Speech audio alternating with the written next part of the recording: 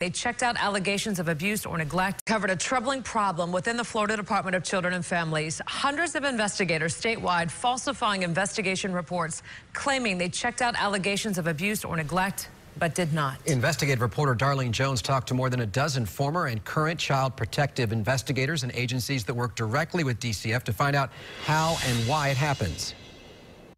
And the cases are coming in and we have to take them. This former child protective investigator had 24 open cases involving 36 children by the time he was sentenced to probation for falsifying state records.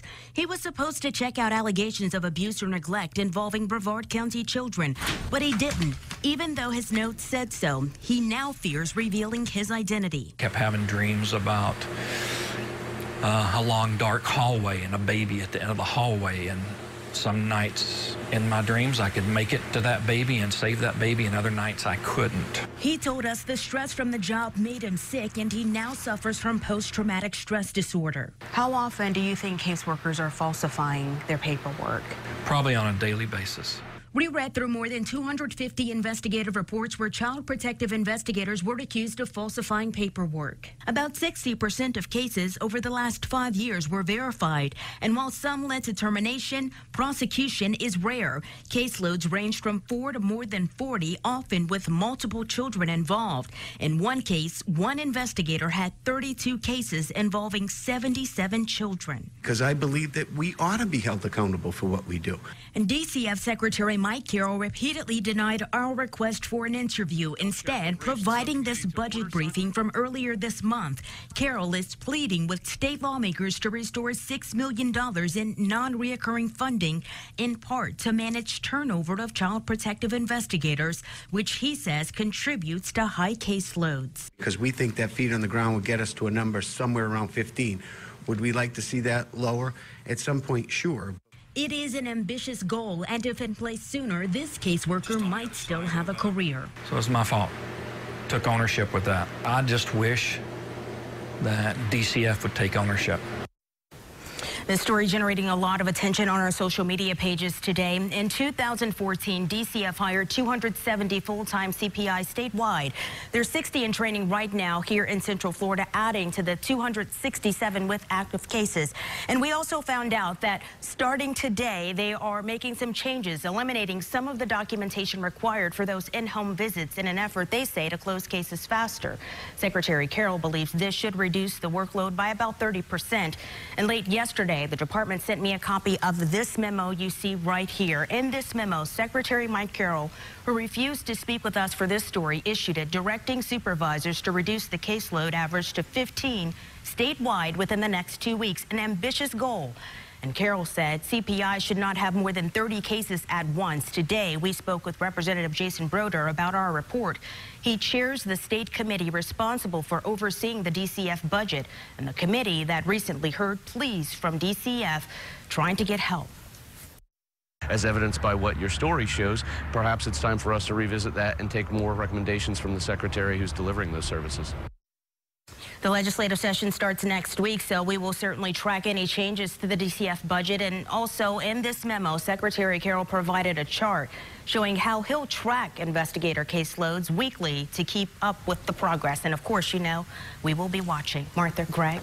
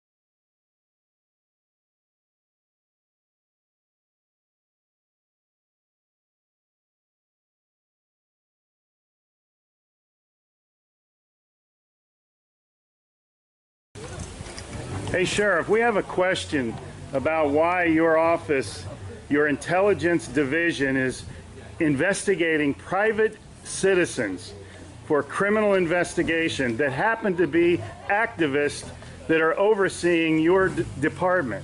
Why would you have your intelligence division investigate private citizens? We have done... for life hating so much.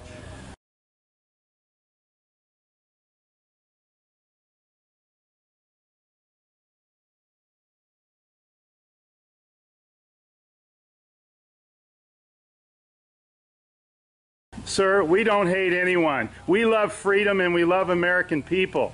And government is out of control. That's why you're seeing such a revolt nationwide. Why can't you just answer, why is Susan Edwards, your intelligence division, investigating private citizens? This should not happen. Are you here to apply for a job?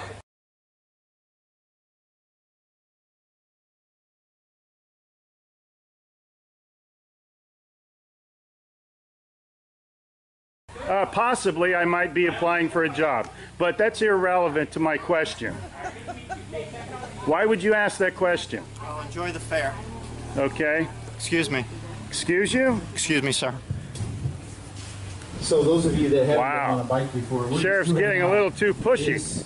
You work for us, Sheriff. Just keep that in mind. At one time we respected you, but not with that type of attitude.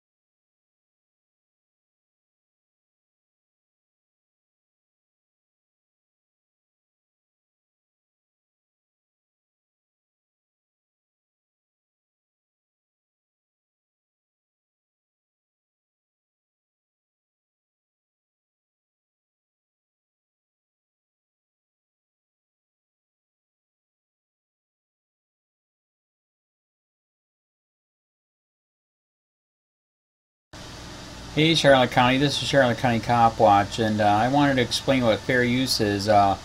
You can use pieces of news articles if you're doing it for news reporting, you have commentary, and you're doing it for education purposes. So that's what fair use is, as you can see right here.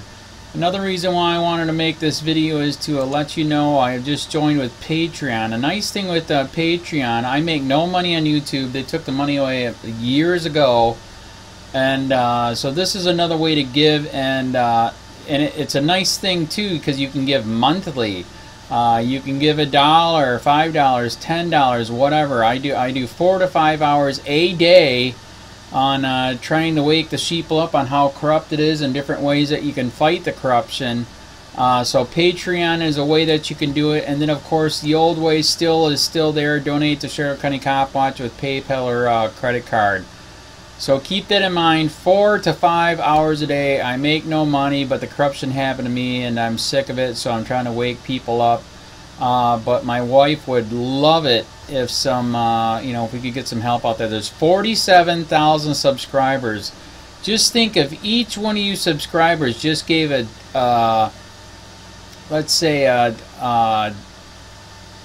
actually, yes, $1 a month. 47,000 subscribers gave $1 a month.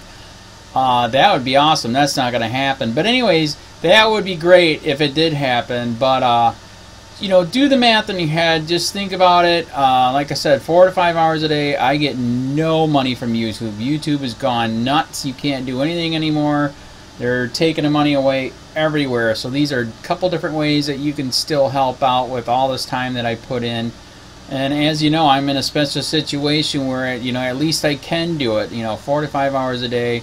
We have a cleaning company during the day. That's what allows me to do this, and we're debt free. So this is my hobby.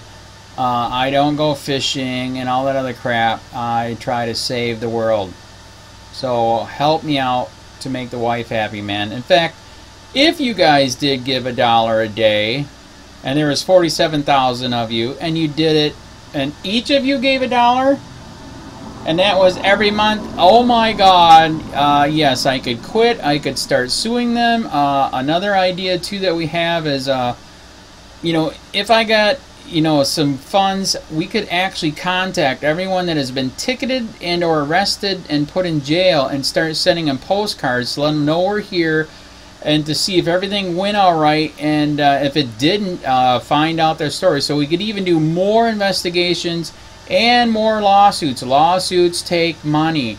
So just think about that. You know, 47,000 of you so far right now. You know, $1 a day. I mean, $1 a month on Patreon, or $5 a month Patreon, 10, 20, whatever. Just do the math in your head. Help out. This is a lot of work every single day. Thanks.